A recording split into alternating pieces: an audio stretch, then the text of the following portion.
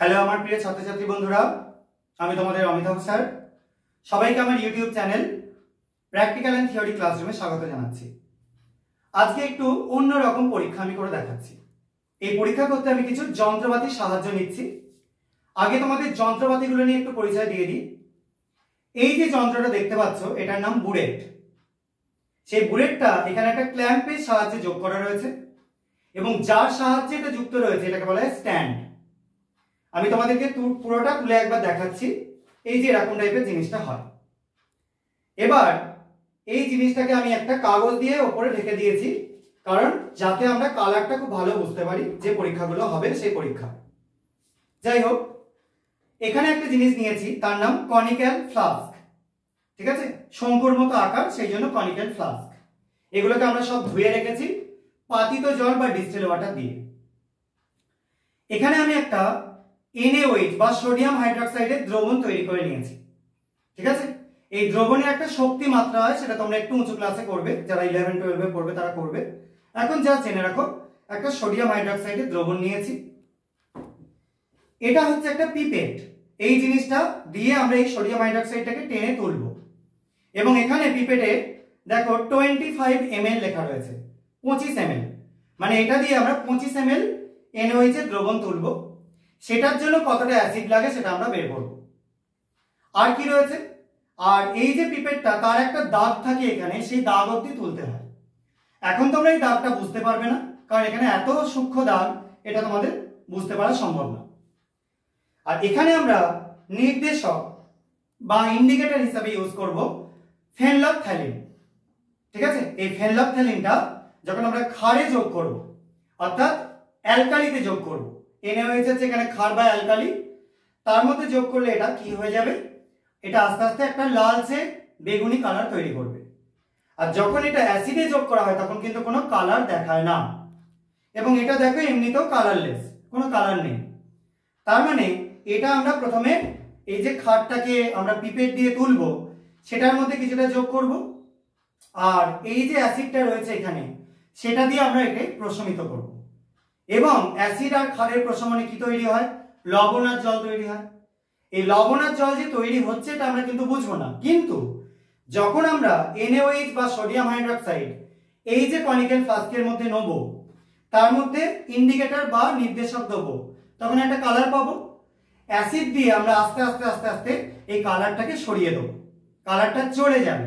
এমন একটা কন্ডিশনে আমরা বুঝতে পারবো যে কতটা অ্যাসিডের জন্য কতটা আমাদের, এই কতটা ক্ষারের জন্য কতটা আমাদের অ্যাসিড দরকার, এবং সেখান থেকে আমরা অ্যাসিডের পরিমাণটা বের করতে পারবো। এটাই আমরা এই পরীক্ষার মাধ্যমে দেখব। তো তোমরা দেখো, আর তোমরা সবাই অ্যাসিড আর ক্ষার জিনিসটা কি মোটামুটি সবাই জানো কম বেশি।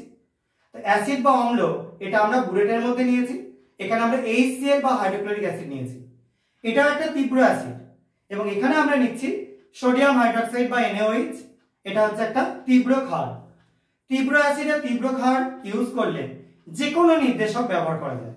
আমি এখানে তোমাদের ফেনলফথ্যালিন ইউজ করে করাচ্ছি, দেখতে সুন্দর লাগবে। পরে তোমাদের এটা আবার মিথাইল অরেঞ্জ দিয়ে করে দেখাবো। তো দেখো কেমন মজা লাগে। প্রথমে আমরা পিপেটটা নিয়ে নিলাম।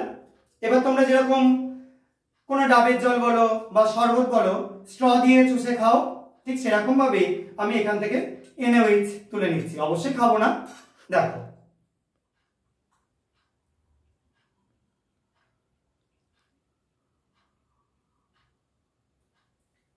এবার তুলে নেওয়ার পর আমি আঙুলে করে আস্তে আস্তে এটাকে ছাড়ছি, একটু একটু করে ছেড়ে, এখানে একটা দাগ আছে করলাম না, সেই দাগ অব্দি নিয়ে নিলাম। এই দাগটা তোমাদের এখন দেখাতে পারছি না, আমি পরে দেখানোর চেষ্টা করব। যারা বিশেষত 11-12 ছেলে মেয়ে তাদের জন্য অবশ্যই দরকার। এবার এটাকে আমরা এরকম ভাবে রিলিজ করে দেবো, আঙুলটা ছেড়ে দেবো। যখন আঙুলটা দিয়ে চেপে থাকবো তখন এয়ারটা এখানে আবদ্ধ হয়ে যাবে, সেই জন্য যে পরিমাণ তরল সেটা কিন্তু এখানে আটকে যাবে।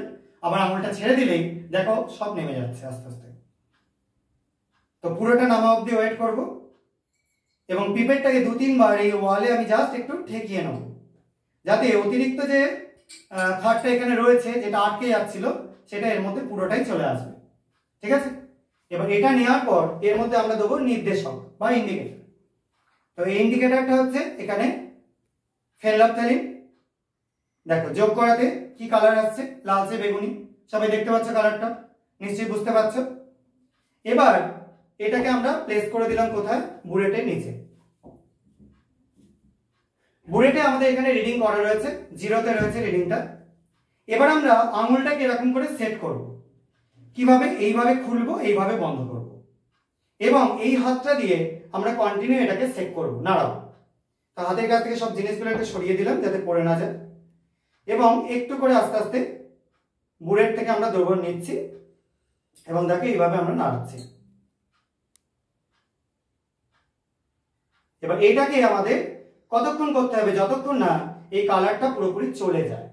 অবশ্যই এমন একটা লাস্ট ড্রপ, সেই ড্রপটা পড়লে কালারটা যাবে, এরকম অবস্থায় তোমাদের এই নবটাকে বন্ধ করতে হবে। এবার যারা 11-12 প্র্যাকটিক্যাল করেছে তারা মোটামুটি জানো জিনিসটা কিরকম হয়। যারা নিচু ক্লাসের ছেলে মেয়ে তারা অ্যাসিড ক্ষার সম্পর্কে কিভাবে সেটা প্রশমিত হয় সেটা কি করে জানতে পারবে, সেই জন্যই আমি জিনিসটা করে দেখাচ্ছি। আর এটা কখন তোমরা বন্ধ করবে বা কখন ড্রপটা ধীরে ধীরে করবে কি করে বুঝবে? যখন তোমাদের দেখবে কালারটা আস্তে আস্তে ফেড হয়ে আসছে। তো দেখো আমি আস্তে আস্তে এটা করছি, আমি একটু তোমাদের নিচে নিয়ে দেখাচ্ছি। দেখো প্রথম যে কালারটা ছিল সেই কালারটা থেকে কিন্তু একটু ফেড হয়ে গেছে। আবার আমরা করবো এরকম ভাবে, এটা কন্টিনিউ করে যেতে হবে এবং কন্টিনিউ এটাকে তোমাদের নাড়িয়ে যেতে হবে, চেক করে যেতে হবে যাতে ক্ষারটা সব জায়গায়, এই অ্যাসিডটা সব জায়গায় ছড়িয়ে পড়ে। আমরা ক্ষারের মধ্যে অ্যাসিড যোগ করছি যাতে ছড়িয়ে পড়ে। তাহলে আমরা বুলেট থেকে নিচ্ছি কি অ্যাসিড, আর এই কনিক্যাল ফ্লাস্কে আমরা পিপেটের সাহায্যে ক্ষার নিয়ে নিয়েছি। আর অ্যাসিড হিসেবে আমরা নিয়েছি এখানে HCl বা হাইড্রোক্লোরিক অ্যাসিড, যেটা একটা তীব্র অ্যাসিড, এবং ক্ষার হিসেবে নিয়েছি NaOH বা সোডিয়াম হাইড্রোক্সাইড। দেখো কালারটা কিন্তু অনেক হালকা হয়ে এসেছে। সবাই নিশ্চয় কালারটা বুঝতে পারছো, আগের থেকে অনেক হালকা হয়েছে। এবার একদম ড্রপ ড্রপ করে নেব। দেখো আমরা ড্রপ ওয়াইজ এটা ফেলছি এবং একটা করে ড্রপ ফেলবার পর আমরা চেক করতে থাকবো। এবার দেখো কালারটা পুরো চলে গিয়েছে, ঠিক আছে? তার মানে এই যে জিনিসটা হলো, এটাই তার মানে আমরা কতটা অ্যাসিড ইউজ করলাম এখানে রিডিং নেওয়া যায়। এই রিডিংটা তোমাদের এখন দেখানো সম্ভব না, আমি পরে এটাকে জুম করে দেখানোর চেষ্টা করব। এখন আমি জাস্ট বলছি, আমি এটা এখন এসছে 8.9 এর কাছাকাছি। তার মানে আমরা 25 ml NaOH সেটাকে প্রশমিত করবার জন্য 8.9 ml আমরা HCl ইউজ করলাম। তাহলে HClটা কিন্তু বেশি তীব্র, তার ক্ষমতা অনেকটা বেশি, সেই জন্য এটা কম লাগলো। আর এই ক্ষারটার ক্ষমতাটা কম বলে এটা বেশি লাগলো। এখন তোমাদের ক্ষমতাই বলছি, পরে এটাকে তোমরা শক্তি মাত্রা বা স্ট্রেংথ বলে চিনবে। যারা উঁচু ক্লাসের ছেলে মেয়ে তারা জানো, তোমাদের নিচু ক্লাসের জন্য আমি এটা শুধু ক্ষমতা বলে বলছি, বা শক্তিও বলতে পারো, যদিও শক্তি আর ক্ষমতা এই দুটো জিনিস এক না। যাই হোক, এবার তোমাদের একটা জিনিস একটু দেখাই। এই যে ফেনলফথেলিন আমরা যোগ করলাম, এটা কি বিক্রিয়া করে গেল? এটা তো একটা নির্দেশক, এটা কিন্তু বিক্রিয়া করলো না। কি করে বুঝবো? আমরা এখানে এই NaOH যে দ্রবণ রয়েছে সেটা আবার এর মধ্যে একটুখানি যোগ করে দিলাম। দেখো আবার দেখতে পাচ্ছ রং ফিরে আসছে। এবার একটু বেশি করে যোগ করলাম, দেখো আগের মতো পুরো রংটা ফিরে এলো। তার মানে কি বুঝতে পারছো? যখন আমরা NaOH যোগ করব তখন কিন্তু ফেনলফথেলিনের প্রভাব আবার দেখতে পাওয়া যাবে, কারণ দ্রবণের মধ্যে এখনো পর্যন্ত ফেনলফথেলিন রয়ে গেছে, নির্দেশক কিন্তু কোনো বিক্রিয়া করে না, ঠিক আছে?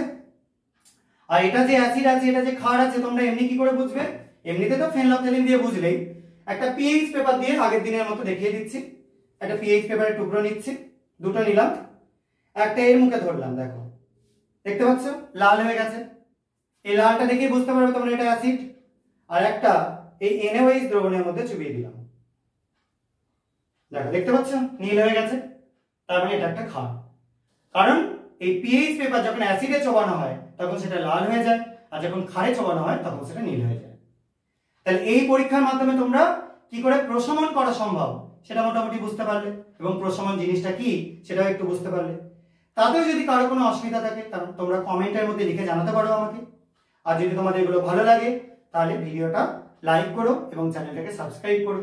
আর বাকি বন্ধুদের মধ্যেও এটা শেয়ার করে দেওয়ার চেষ্টা করো, যাতে তারাও এগুলো থেকে শিখতে পারে। তো আজকের মতো এইটুকুনি। সবাই খুব ভালো থাকবে, সাবধানে থাকবে। বাই।